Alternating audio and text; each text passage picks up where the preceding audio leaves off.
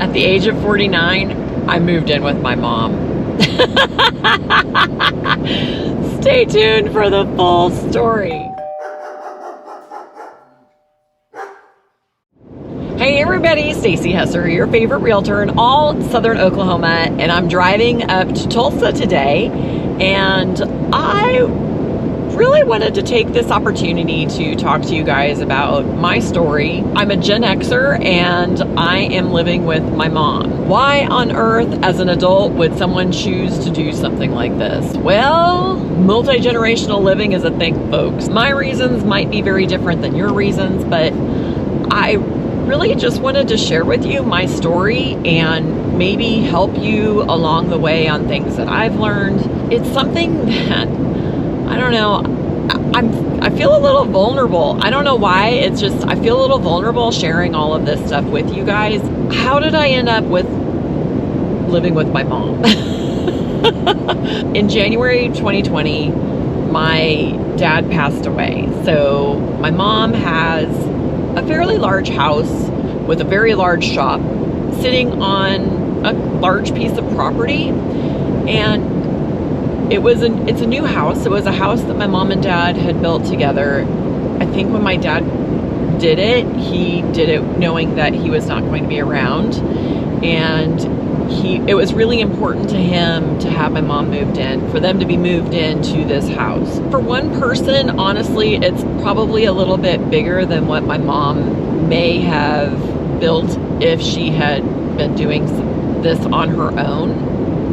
It was probably more yard than she would want to deal with. She had only been in the house for 3 years before my dad passed away. So it was really a decision for Carl and I to come to really not want to have to move mom. And I don't know, it's just such a difficult thing to ask your parent to move away from finally being settled in and moving away from her doctors, moving away from friends that she's made, and I really didn't want to ask that of her. So yes, at the age of 49, my husband and I moved back in with my mom. And it's something that I realized that, a lot of other people my age and Generation X, this might be something that you guys are going through, and I really want to help you guys possibly go through this, because going back home at my age, and especially moving in with my mom, not my mom moving in with me, but I moved in with her, it comes with some different kinds of things.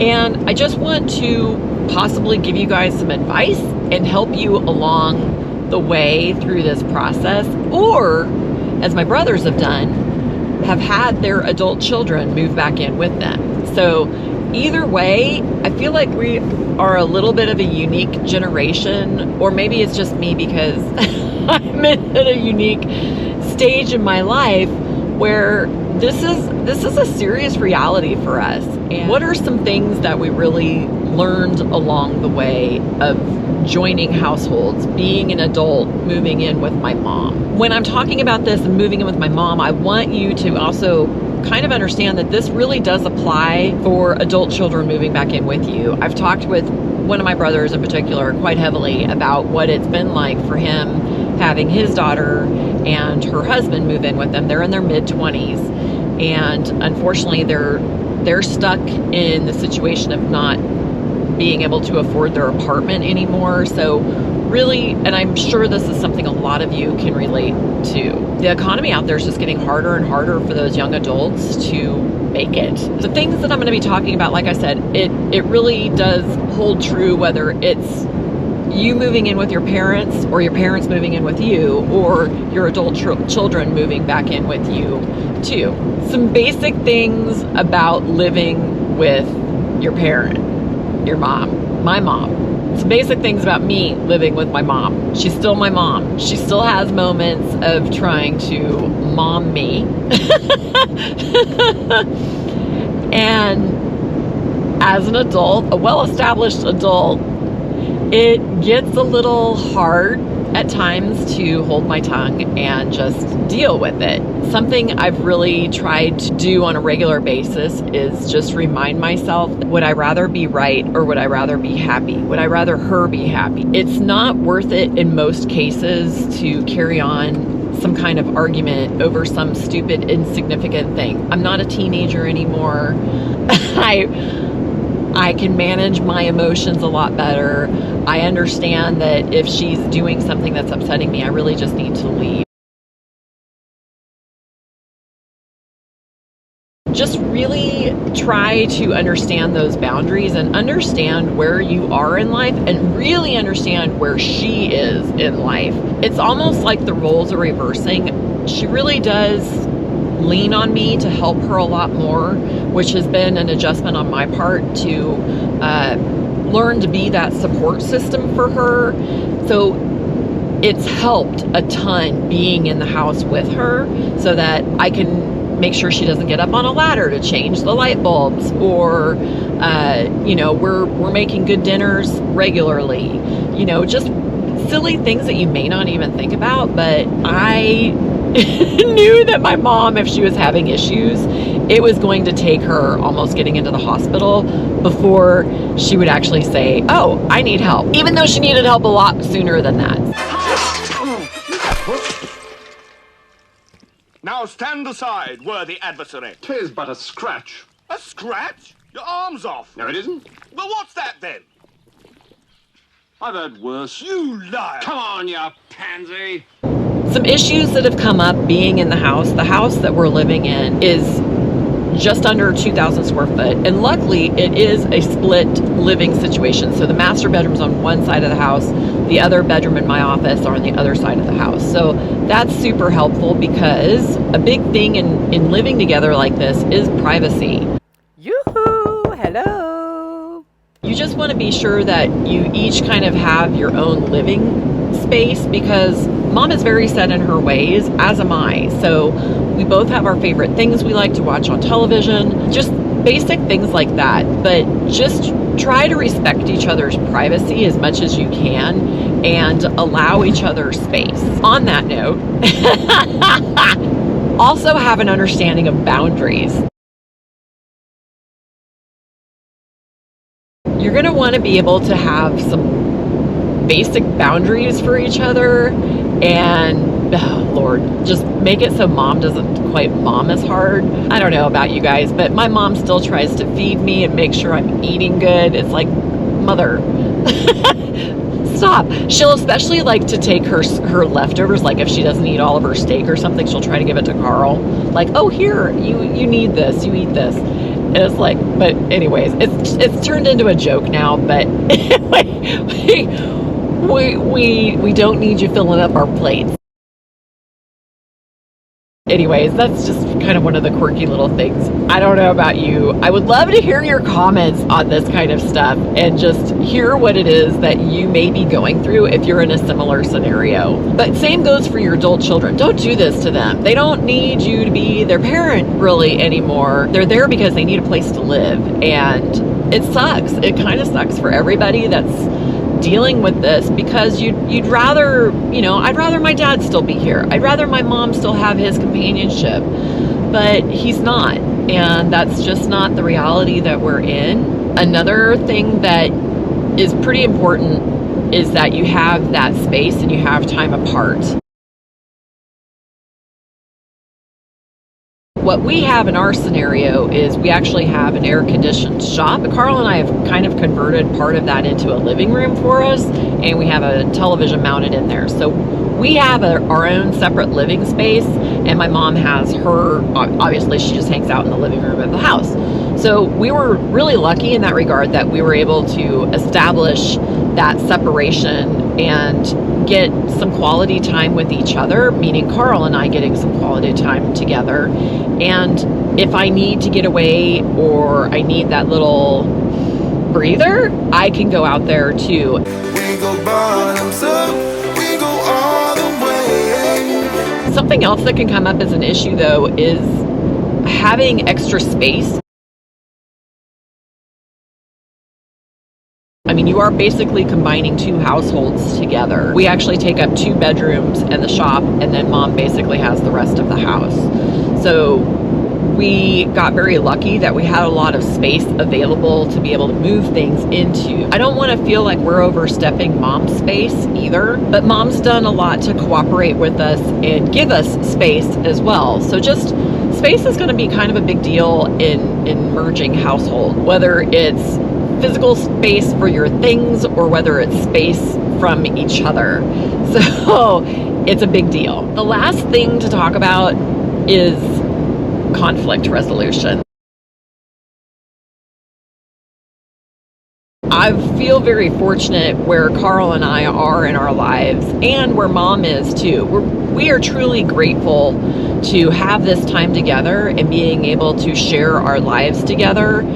It's had such an impact on my mom's life for us to be there and include her in our activities. Mom still gets out and does a ton of things. She'll go out with us in the side-by-side. She's traveled with us. And these are things that she would not be able to do otherwise. Mom goes to the gym regularly, and I don't know if she was on her own, if she really would do that or not, but she's got her own circle of friends there, and it's really done a lot to improve her life. Just because they're older doesn't mean they don't have feelings, and I mean that they still have a lot to help you with and a lot to give. I basically work from home, but mom's pretty heavily involved with me in my real estate business, which I totally love. It's honestly, mom, even at the age of 80, has a lot of value to give to me and help me do what I do.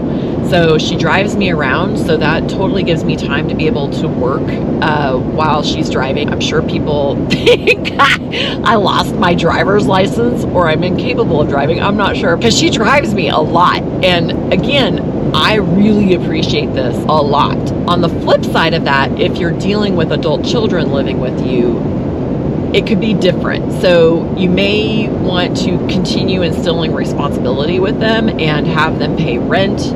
That goes for us living with mom too. We definitely have some clearly defined budgeting between us on what we'll cover. Mom won't let us cover anything for the house. So whatever. We've tried, but a little bit of an asterisk on that. If you have other family members, you just need to kind of loop them in. I never wanted my brothers to look at Carl and I and think that we were moving in with mom to take advantage of her. So just be aware that there might be some funky family dynamics that play out in this. It's not our intention to take advantage of mom. It's our intention to help mom however we can and be there for her when she needs help and help her financially when she lets us. So, but it's been a little bit of a process for my brothers to really understand that and understand that we're not there to take advantage of her.